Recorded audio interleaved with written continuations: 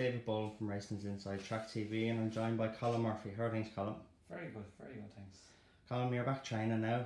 You took a break for a while, you were a steward, and now back at it. Happy to be back, I take it? Yeah, it's so far so good. We're very fortunate. We've a nice bunch of young horses. I suppose time will tell how good they are, but yeah, it's I suppose it's exciting times in one sense. You know, you don't know what's out there. And what made you decide to pack it in when you did pack it in? What was the reason behind it, giving up training? I suppose it came to we had diminished in numbers. It was a case we weren't selling as many as we would have liked. We had a few nice horses here, but it was a case where we were just getting a wage out of it as such. You know, it probably we needed to change the direction for a little while to see where we're going, and I think I think the step away probably opened up different avenues for us, I'd say. And in that time, you were a turf club steward. How did you find that? Yeah, it was a completely different perspective of it. It was great to be still in the industry and going racing this. But it was I suppose knowing racing, knowing the whole dynamics of it was just a different angle you were looking at racing, really. And did you learn anything from it? Would you look at racing in any way different after doing that job now, going back training? Not so much. I think you still see racing the same way. I suppose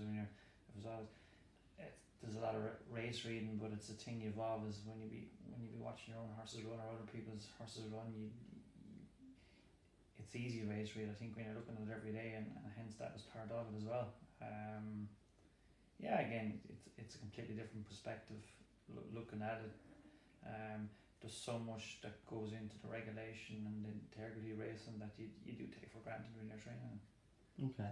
And in terms of like going back to it, what do you, obviously you want to train winners, you want to sell horses on, things like that, but what do you look to now get from it in terms of, like, is it just go back and try and find another Brave Inca, Big Zeb, or just try and... Yeah, without a doubt. I think probably one thing we stopped doing was probably selling the nice horses.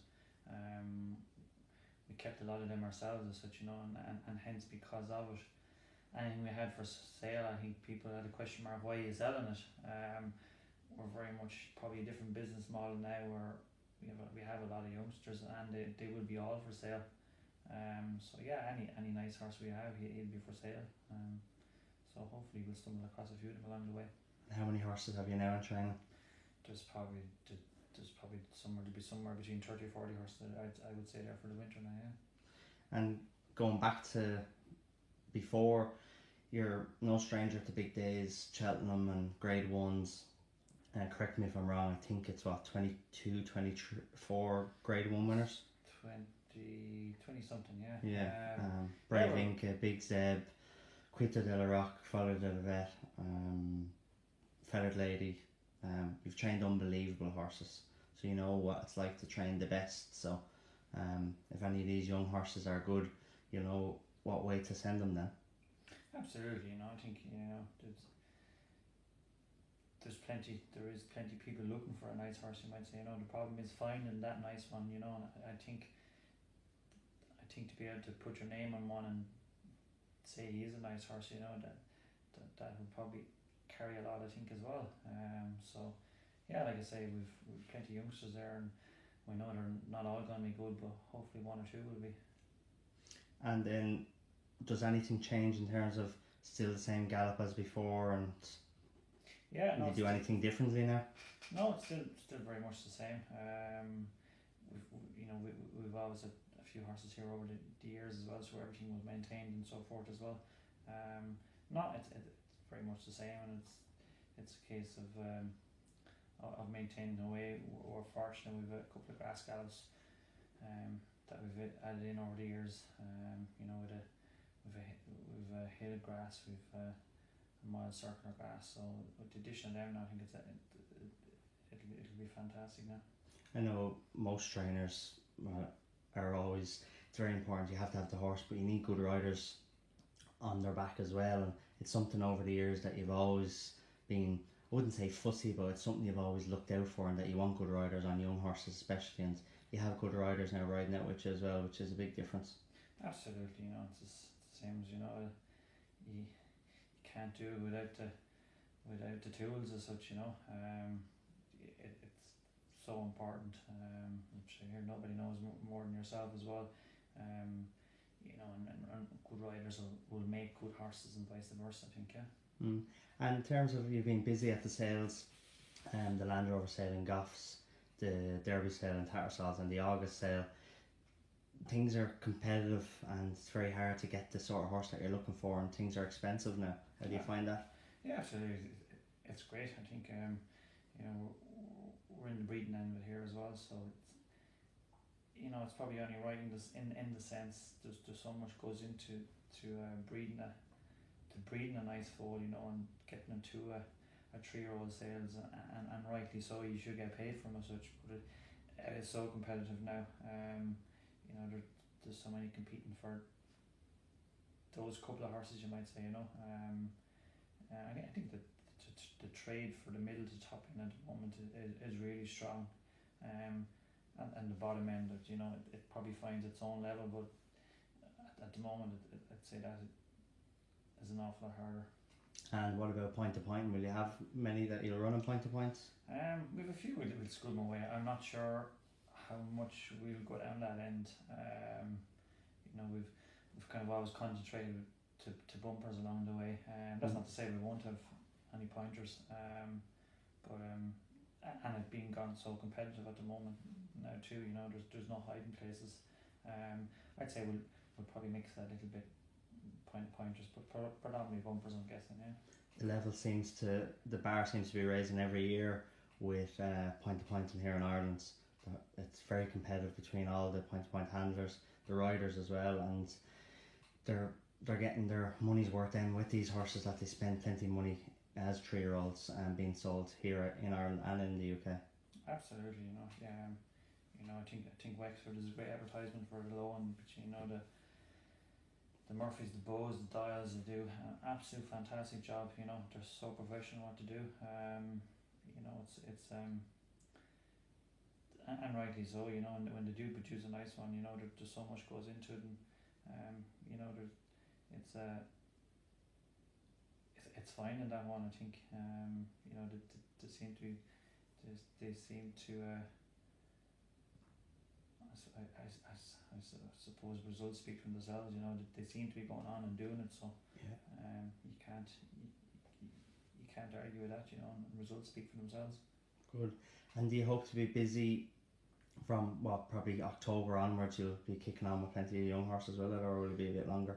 Probably a bit longer. We have an awful lot of 3-year-olds, so I could be a slow burner for a while, and just plenty of them. We'll take our time with them and such,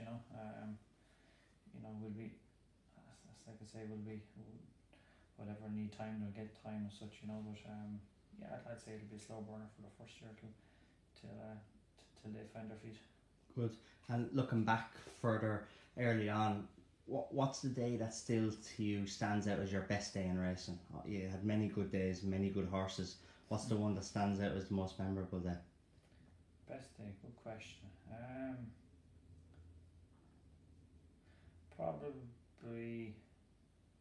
Probably in Cheltenham, I'd have to say probably Big Zeb winning the champion chase.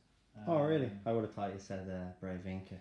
Yeah, he probably was being I think probably when Supreme Novice was probably the first winner over there. That was a special day, I think. Winning the champion hurdle was phenomenal. But it was probably expected, I think. Okay, yeah. I think Big Zeb was going in. Was going in the underdog. Everyone had it. I suppose when you listen to the media and so forth, everybody had their opinion and their knocks and so forth. And I think it was just nice to silence everyone at the same time and to prove what you were thinking along the way. And I think there was, plus your heart was in your mouth every time he went down to a fence, you might say. So there was probably so many emotions with him and such. So I'd have to say I probably got the most satisfaction out of him, I probably would say. And he had 4 or 5 Cheltenham Festival winners? No, because he only won the Queen Mother over there. He was placed. No, in total though, yourself.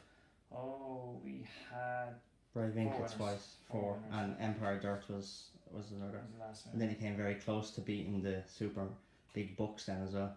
That's right. But I had a vedette in the stair circle. Yeah. So yeah, no, it's been a very lucky place for us. You know, but then it's a lonely place when you have a when bad you day. don't finish it. Absolutely, you know. So the expectations of us over there are so high. So, but yeah, we probably only bring stuff we think has a realistic chance of running really well over there. Yeah. So you know, And ability wise, what would you say is the best horse you've trained? British wise, the Brave Inca, I'd say, yeah. Yeah. You know, to win as much as he did, to stay sound for as long as he did. The way he done it the hard way as well. Absolutely, you know. Yeah, he probably kept loads for himself as well. Hence why everything probably looked harder than it was for him. But yeah, I think soundness and toughness probably says it all. Yeah. Oh, good. Well, listen, Colin, thanks very much for taking the time. I appreciate it, and it's great to see you back training. And very best of luck with it all. Thanks. Cheers.